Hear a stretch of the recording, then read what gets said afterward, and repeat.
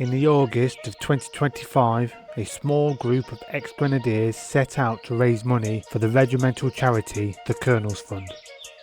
This is that journey.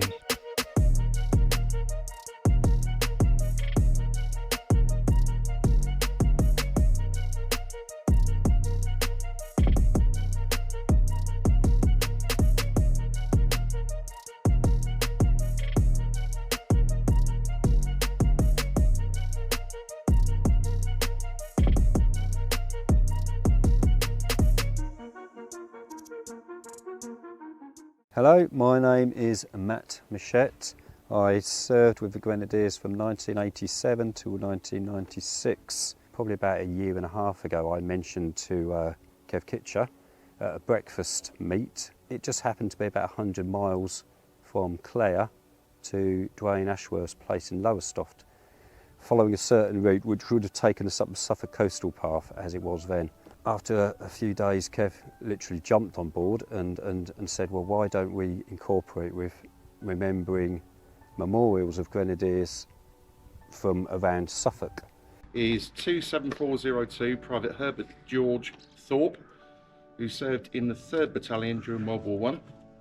He died aged 20 on the 2nd of May 1918.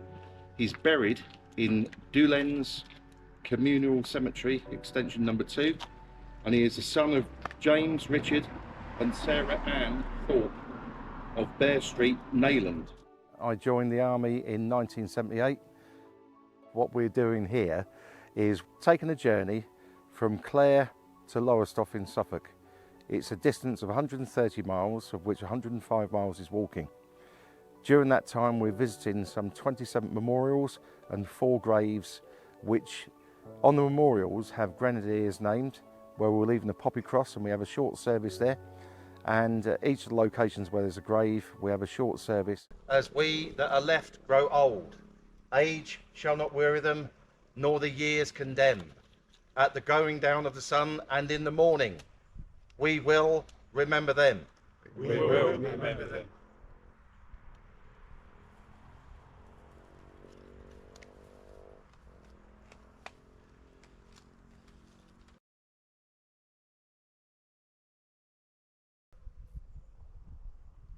When you go home, tell them of us and say, your tomorrow, we gave our today.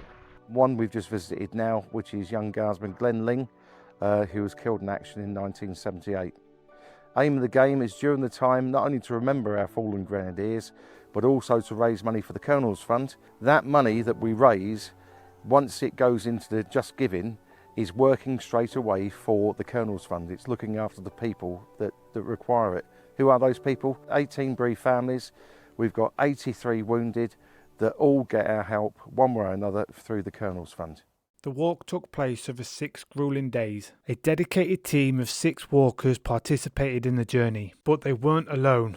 3 fellow ex-Grenadier formed a crucial support crew, ensuring the mission stayed on course, as well as guest walkers that joined at different stages along the way, adding their steps, their stories and their spirit to the cause.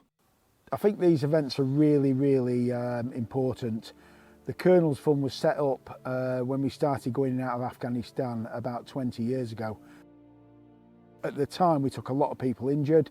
Since then we're finding that more and more people are coming out with injuries that we didn't know about at the time, PTSD related, etc. So I think these events are really important because we still need the funds coming in to support those people that are suffering from those operations, albeit 20 years ago. We've still got people as well that are coming forward with significant PTSD type injuries from Northern Ireland.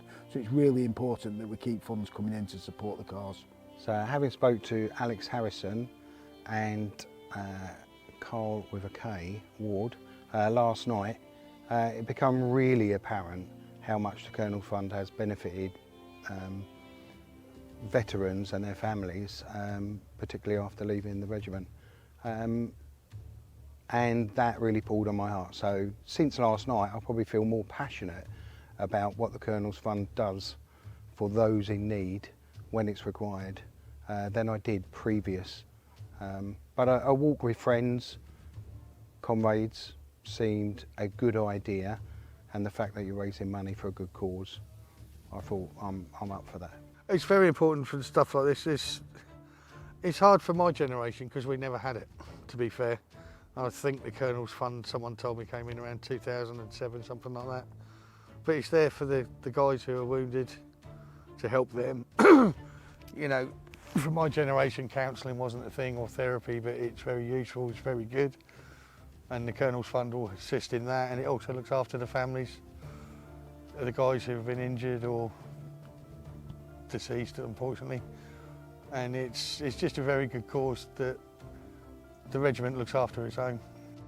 I could have made this documentary much longer, but I wanted to keep it short, sharp and punchy so the heart of the message really hits home. We're one of the few regiments with a dedicated fund to support injured grenadiers and the families of those that we've lost. We managed to hit our target doing our walk across Suffolk. I would just like to say a huge thank you to everybody behind the scenes who planned and volunteered their time, to our guest walkers and the incredible people we met along the way, and of course all those that donated.